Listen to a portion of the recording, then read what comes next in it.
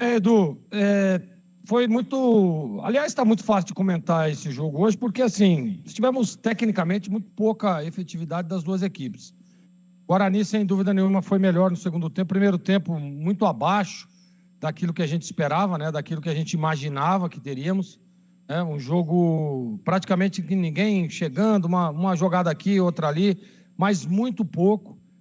E no segundo tempo, o Alan Al, né, vem com uma postura diferente, vem com um time um pouco mais contundente, chegando um pouco mais, adiantou um pouco as linhas, fez com que a Ponte se sentisse acuada e aí a Ponte não conseguia jogar.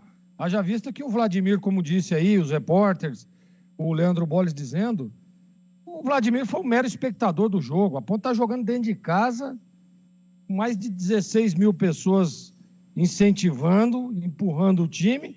E no segundo tempo, o goleiro do time adversário não pegou na bola. O Vladimir, eu não sequer ouvi falar o nome do Vladimir na transmissão do Batista, nem bolas recuadas. Claro e óbvio que não dá para a gente tirar também o mérito do sistema defensivo do Guarani, que eu vinha alertando desde o primeiro tempo, falando que as duas equipes estavam muito bem ajustadas na parte defensiva. A primeira linha do Guarani também tem que ressaltar a entrada do Heitor pelo lado direito, fazendo uma segunda linha, e a gente percebe que a recomposição bugrina estava muito forte, porque mesmo ele tendo essa característica de chegada, de profundidade, ele é um lateral, né? Então ele vem na recomposição a todo momento, marcando, ajudando ali a ficar os blocos mais próximos. Isso também foi fundamental para que o Vladimir não pegasse na bola e a Ponte não evoluísse.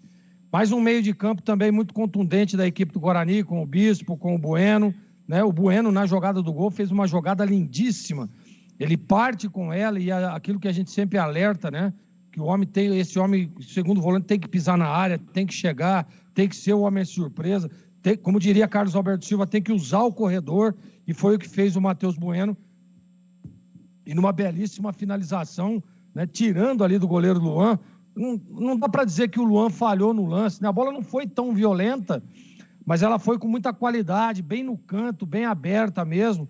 E quando o cara leva para dentro, normalmente o goleiro tem um posicionamento de vir para o meio do gol, né? E quando ele vem a batida, e aí meio que pega no contrapé ali do Luan, tentou voltar, mas não conseguiu fazer a defesa.